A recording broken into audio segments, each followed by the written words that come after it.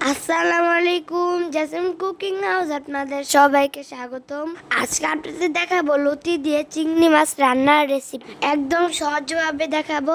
যারা আমাদের চ্যানেলে নতুন তারা অবশ্যই আমাদের চ্যানেলটিকে সাবস্ক্রাইব করে আমাদের পাশে থাকবেন। আর আপনারা কি কি রেসিপি দেখতে চান সেটা আমাদের কমেন্ট করে জানাবেন। তোর কথা না বাড়াই, চলুন দেখে আসে এই লতি দিয়ে চিংড়ি মাছ কিভাবে রান্না করে।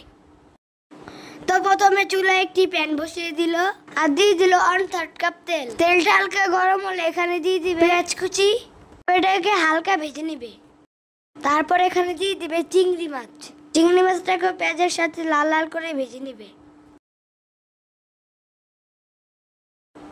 তারপর এখানে দিয়ে দিবে 1 চামচ আদা রসুন বাটা। আদা রসুনটাকেও ভালোভাবে ভেজে নিবে। দিয়ে দিবে স্বাদ মতো লবণ। দিয়ে দেবে কাঁচামরিচ। এখানে 4-5টা কাঁচামরিচ মাঝখান থেকে কেটে তারপর দিয়ে দিয়েছে।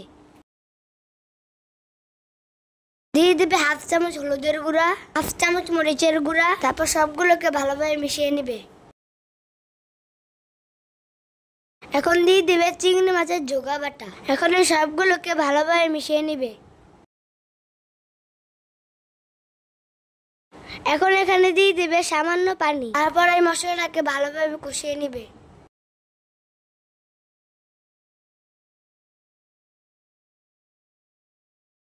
কষিয়ে নেওয়া শেষ। এখন এখানে দিয়ে দিবে কচুরলতি। তারপরে সবগুলোকে ভালোভাবে মিশিয়ে নিবে। তারপরে এটাকে ঢাকনা দিয়ে ঢেকে দিবে। কিছুক্ষণ পর ঢাকনাটা উঠিয়ে নিল আর সবগুলোকে ভালোভাবে নিয়ে নিবে। এখন এখানে দিয়ে দিবে 1 কাপ পানি। তারপর এটাকে হালকা মিশিয়ে ঢাকনা দিয়ে ঢেকে দিবে। কিছুক্ষণ পর ঢাকনাটা উঠিয়ে নিল আর লতিটাকে হালকা হাতে একটু নেড়ে নিবে। সেম প্রসেসে আর 5 মিনিট রান্না করলেই হবে। তো আমাদের রান্না প্রায় শেষের দিকে। এখন এটাকে হালকা হাতে সামান্য একটু নেড়ে নিবে। বেশি জোরে নাড়বেন না, তাহলে কচুরলতিটা ভেঙে যাওয়ার সম্ভাবনা আছে। তারপর এখানে দিয়ে দিবে সামান্য একটু ভাজা জিরার গুঁড়া। তারপর এটাকে আরো 2 মিনিটের মতো রান্না করে নিবে।